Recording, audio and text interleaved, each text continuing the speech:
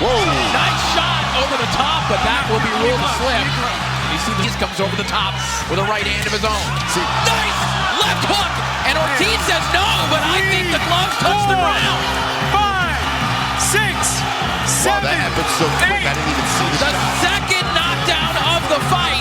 We now go to the judges' scorecards.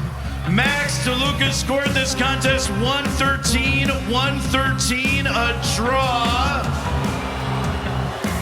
Overruled by David Sutherland and Steve Weisfeld, who each had it 114-112 in favor of your winner by majority decision, and the new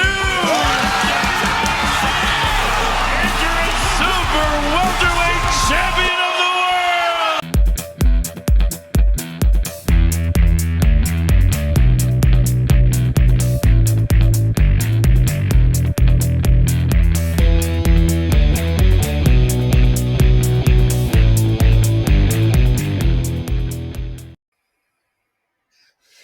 Ah, lovely. What a great invention. Whoever invented this vape is a genius, especially if you're a heavy smoker and you're going onto the vapes. Saves you a lot of money as well.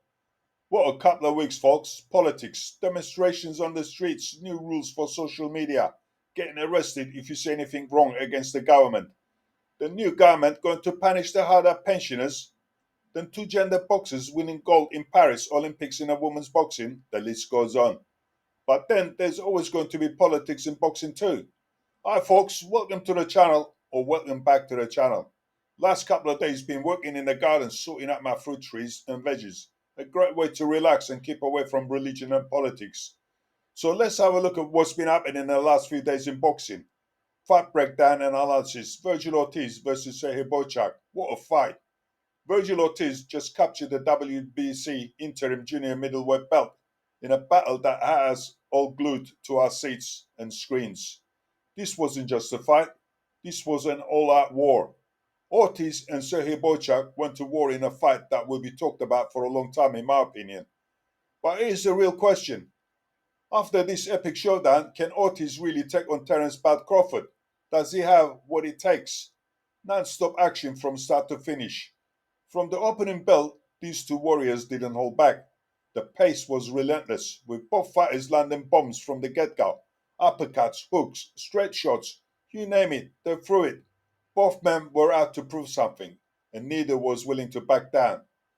Now let's dive into the controversy. In the early rounds, we saw what some are calling a slip by Ortiz. Lock him into a left hook.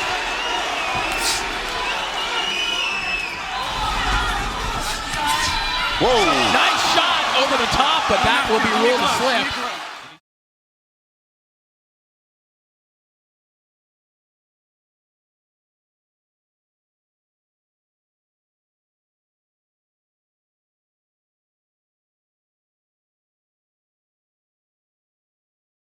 But all that, was it really a slip? Bohachuk landed a clean shot right to Ortiz's head, and down he went.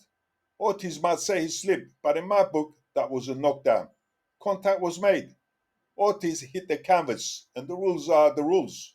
Call it what you want, but a punch dropped him. Round 8 was a turning point. Bohachuk landed a left hook that was absolutely brutal.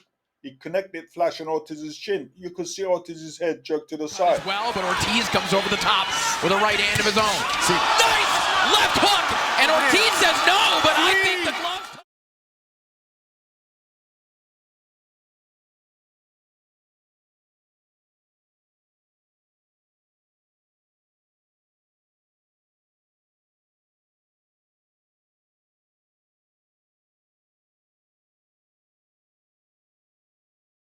Side. His legs started to give, but somehow, some way, the judges didn't give Bohachuk the credit he deserved.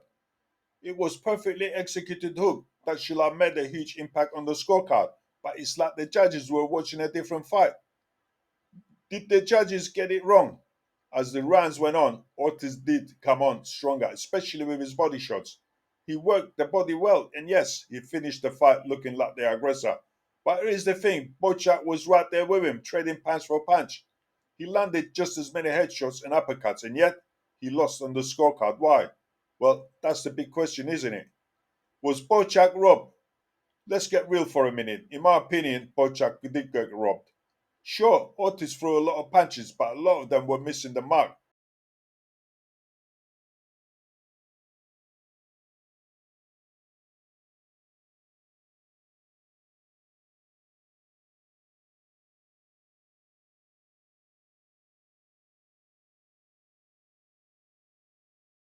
Mark. If you watch the fight in a slow motion, you'll see that a lot of those punches either whizzed past Bohachuk or landed on his gloves. It's easy to get caught up in excitement when you're watching live, but the replays tell a different story. Bohachuk's defense was tight. His counters were sharp, and he fought with the kind of discipline you expect from a seasoned veteran. Ortiz might have thrown more punches, but Bohachuk landed cleaner.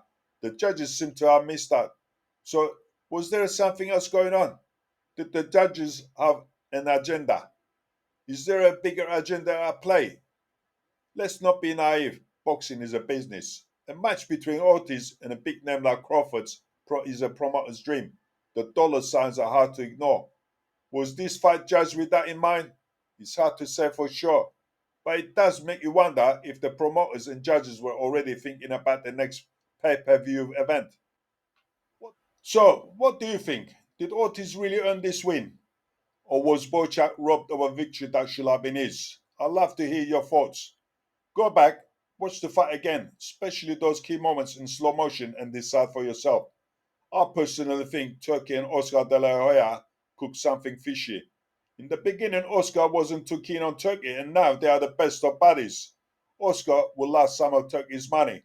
It's funny how Turkey has fallen out with Canelo since he's the best friends of Oscar now. Turkey should keep out of boxing politics and just carry on doing a great job, and that's putting up great fights. Because once you start to upset the elite fighters like Canelo, which Canelo don't need them, he won't have any elite boxers fighting on his cards. Thanks for tuning into this breakdown, folks. If you like what you saw and want more fight analysis and breakdowns, hit that subscribe button and smash that like button, or otherwise, give it a solid uppercut and stay tuned for more. See you next time, folks.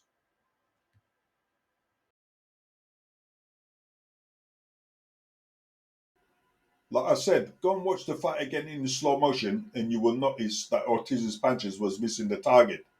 Although he was throwing more punches, but they were missing the target. And the judges must have been in a different fight.